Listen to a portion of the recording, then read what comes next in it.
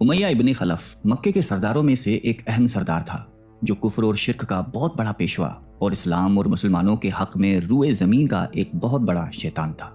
ایک دن اس کو پتا چلا کہ اس کے کسی غلام نے بتوں کو پوجنے سے انکار کر کے کسی اور کو معبود بنا رکھا ہے۔ اس نے غلام کو فوراً بلا کر یہ پوچھا کہ میں نے سنا ہے کہ تم نے کوئی اور معبود بنا لیا ہے، سچ سچ بتاؤ کہ تم کس کی عبادت کرتے ہو؟ غلام نے کہا کہ محمد صلی اللہ علیہ وآلہ وسلم کے خدا کی۔ امیہ غصے سے لال پیلا ہو گیا اور کہنے لگا کہ محمد کی خدا کی پرستش کرنے کا یہ مطلب ہوا کہ تم ہمارے مقدس بتوں کے دشمن بن گئے ہو۔ سیدھی طرح راہ پہ آ جاؤ ورنہ ذلت کے ساتھ مارے جاؤ گے۔ میں یہ ہرگز برداشت نہیں کر سکتا ہوں کہ تم بتوں کی پوجا کرنے والے کے غلام رہ کر محمد کے خدا کی پرستش کرو۔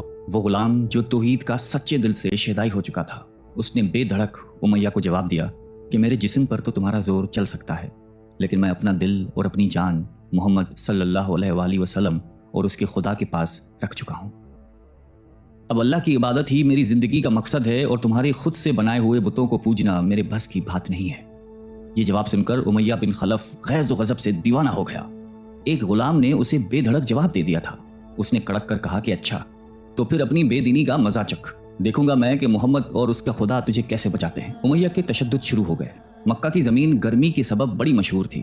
امیہ اپنے غلام کو دوپہر کی تپتی دھوپ میں زمین پر لٹا کر سینے پر بھاری پتھر رکھ دیتا تھا کہ وہ کروٹ نہ لے سکے، پھر کہتا تھا کہ محمد کے دین سے باز آ جاؤ۔ لیکن اس ظلم کے باوجود بھی اس غلام کے منہ سے سوائے احد کے کچھ نہیں نکلتا تھا۔ امیہ مزید غضبناک ہو کر اذیتیں مزید بڑھاتا جاتا۔ ایک مرتبہ تو امیہ نے ظلم کی انتہا کر دی۔ پورا ایک دن اور پوری ایک رات غلام کو بھوکا پیاسا رکھا اور تپتی ہوئی ریت پر لٹا کر اسے تڑپنے کا تماشا دیکھ رہا تھا۔ اس کی یہ کوشش بھی غلام کو حق سے نہ ہٹا سکی۔ آخر تھک ہار کر امیہ نے مکے کے بدماش لڑکوں کو بلایا اور ان سے کہا کہ اس غلام کو اتنی اذیتیں دو کہ یہ محمد اور اس کے خدا کا نام لینا بھول جائے۔ یہ لڑکے امیہ کی خوشی حاصل کرنے کے لیے اس بے بس غلام کو بری طرح مارتے پیٹتے تھے، جسم کے کپڑے اتروا کر لوہے کی چادریں پہنا کر تپتی دھوپ میں کھڑا کر دیتے تھے، لیکن غلام کی زبان سے احد کے سوا کچھ نہیں نکلتا تھا۔ اسلام کی راہ میں یہ بے پناہ اذیتیں سہنے والے صحابی کوئی اور نہیں بلکہ حضرت بلال حبشی رضی اللہ تعالیٰ عنہ تھے۔ انہی ظلم و ستم کے دوران ایک دن حضرت ابو بکر صدیق رضی اللہ تعالیٰ عنہ کا ادھر سے گزر ہوا۔ آپ رضی اللہ تعالیٰ عنہ نے امیہ سے فرمایا کہ اے امیہ، اس بےکس اور مظلوم پر اتنے ظلم و ستم نہ کر، اس نے تمہارا کیا بگاڑا ہے؟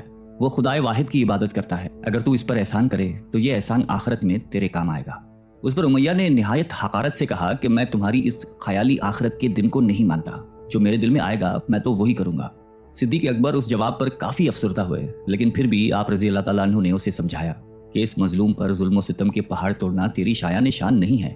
جس پر امیہ نے تنگ آ کر کہا کہ اگر تم اس کے اتنے ہمدرد ہو تو اسے خرید کیوں نہیں لیتے؟ حضرت ابو بکر صدیق جھٹ تیار ہو گئے اور فرمایا کہ بولو کیا دام لوگے؟ امیہ نے کہا کہ تمہارے پاس ایک غلام ہے جس کا نام فسطاط رومی ہے، وہ مجھے دے دے اور اس کو لے جا۔ حضرت ابو بکر صدیق رضی اللہ تعالیٰ عنہ فوراً ہی راضی ہو گئے، جبکہ امیہ کا خیال تھا کہ فسطاط ایک نہایتی کارآمد غلام ہے جس کی قیمت زیادہ ہے اور حضرت ابو بکر صدیق رضی اللہ تعالیٰ عنہ اسے دینے سے انکار کر دیں گے، مگر آپ فوراً راضی ہو گئے۔ تو امیہ کو سخت مایوسی ہوئی اور اس نے ساتھ ہی 40 اوقیہ چاندی کی فرمائش کی، اسے بھی حضرت ابو بکر صدیق رضی اللہ تعالیٰ عنہ نے بخوشی ادا کر دیا۔ حضرت بلال رضی اللہ تعالیٰ عنہ کو ساتھ لے کر دربار رسالت میں حاضر ہوئے اور سارا ماجرا کہہ سنایا۔ آپ صلی اللہ علیہ وسلم نہایتی خوش ہوئے اور فرمایا کہ ابو بکر، اس کار خیر میں مجھے بھی شریک کر لو۔ صدیق اکبر رضی اللہ تعالیٰ عنہ نے فرمایا کہ یا رسول اللہ، میں اسے خدا کی راہ میں آزاد کر چکا ہوں۔ یہ سن کر زبان رسالت سے صدیق اکبر رضی اللہ تعالیٰ عنہ کے لیے کلمہ رحمت جاری ہو گئے۔ حضرت بلال رضی اللہ تعالیٰ عنہ نے اس غلامی میں 28 سال گزار دیے، لیکن آپ چونکہ نہایتی نیک اور پاکیزہ طبیعت کے تھے، لہذا جب حضرت صلی اللہ علیہ وآلہ وسلم نے دعوت توحید دی تو آپ نے فوراً اسے قبول کر لیا اور یوں آپ سابقون الاولون کے مقدس جماعت میں شامل ہو گئے۔ رہائی پانے کے بعد حضرت بلال ہمیشہ آپ صلی اللہ علیہ وآلہ وسلم کی خدمت میں حاضر رہتے تھے اور دل و جان سے نبی پاک صلی اللہ علیہ وآلہ وسلم کی خدمت بجا لاتے۔ آپ صلی اللہ علیہ وسلم حضرت بلال کو کسی بھی چیز کا حکم دیتے تو آپ اپنی جان بھی لڑا دیتے۔ غزوہ بدر سے لے کر غزوہ تبوک تک تمام غزوات میں شامل رہے، لیکن حضرت بلال کی اسلام کے لیے سب سے بڑی خدمت اور ان کے لیے سب سے بڑی سعادت اسلام کا سب سے پہلا مؤذن ہونا ہے۔ ہجرت کے بعد جب مسجد نبوی صلی اللہ علیہ وآلہ وسلم تعمیر ہوئی تو آپ صلی اللہ علیہ وسلم نے آپ کو اذان دینے کا ذمہ سونپا۔ آپ کی آواز نہایتی دل نشیں تھی اور اس میں ایک ایسی تاثیر تھی کہ اذان کی آواز سن کر لوگ سب کام چھوڑ چھاڑ کر مسجد کی طرف دوڑتے۔ 8 ہجری میں جب مکہ فتح ہوا تو کعبے کو بتوں سے پاک کرنے کے بعد آپ صلی اللہ علیہ وسلم نے حضرت بلال سے فرمایا کہ اے بلال، کعبے کی چھت پر کھڑے ہو کر اذان دو۔ اور یہ مبارک سلسلہ حضور صلی اللہ علیہ وآلہ وسلم کی حیات مبارکہ تک اسی محبت اور عقیدت کے ساتھ جاری رہا۔ لیکن 11 ہجری میں جب آپ صلی اللہ علیہ وسلم نے سفر آخرت اختیار کر لیا تو اس عاشق رسول صلی اللہ علیہ وآلہ وسلم پر غم کا پہاڑ ٹوٹ پڑا، اور مدینے میں رہنا اب آپ کے لیے دشوار ہو گیا۔ آپ کو ہر وقت پیارے نبی صلی اللہ علیہ وآلہ وسلم کی یاد ستاتی رہتی تھی۔ آپ صلی اللہ علیہ وسلم سے آپ نے سنا ہوا تھا کہ مومن کے لیے سب سے افضل عمل جہاد فی سبیل اللہ ہے، لہٰذا آپ رضی اللہ تعالیٰ عنہ خلیفہ اول حضرت ابو بکر صدیق کی خدمت میں حاضر ہوئے اور جہاد پر جانے کی اجازت طلب کی۔ لیکن حضرت ابو بکر صدیق رضی اللہ تعالیٰ عنہ نے آپ کو خدا کا واسطہ دے کر کہا کہ مجھے اس بڑھاپے میں تنہا چھوڑ کر مت جاؤ۔ تو حضرت بلال نے اس شرط پر ابو بکر صدیق رضی اللہ تعالیٰ عنہ کی بات مان لی کہ اب وہ رسول اللہ کے بعد کسی کے لیے اذان نہیں دیں گے۔ حضرت ابو بکر صدیق رضی اللہ تعالیٰ عنہ نے ان کی یہ بات مان لی، لیکن آپ کے دور خلافت کے بعد خلیفہ دوم حضرت فاروق اعظم رضی اللہ تعالیٰ عنہ کے دور میں بھی جب بیت المقدس کی تسخیر کے لیے شام جانا پڑا تو وہاں عیسائیوں سے صلح نامہ طے پانے کے بعد حضرت عمر فاروق رضی اللہ تعالیٰ عنہ نے ایک خطبہ دیا اور حضرت بلال سے درخواست کی کہ آج جب کہ قبلہ اول پر توحید کا پرچم لہرا دیا ہے تو اس با عظمت موقع پر اگر آپ اذان دیں تو ہم آپ کے مشکور رہیں گے۔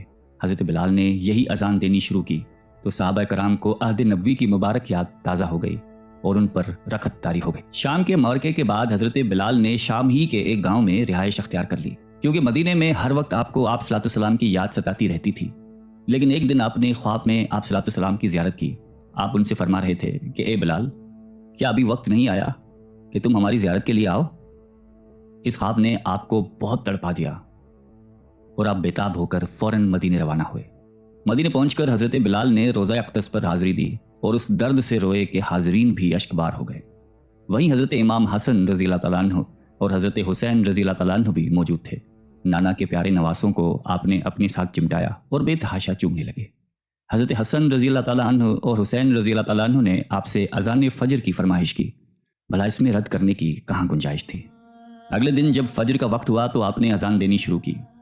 لوگوں کی عہد رسالت کی یاد تازہ ہو گئی اور لوگ اس طرح روتے ہوئے مسجد کی جانب چلنے لگے جیسے کہ نبی پاک صلی اللہ علیہ وآلہ وسلم کا دور واپس آ گیا ہو۔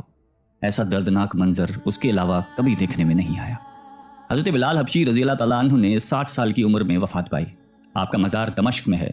آپ کو دربار رسالت میں خاص مقام حاصل تھا۔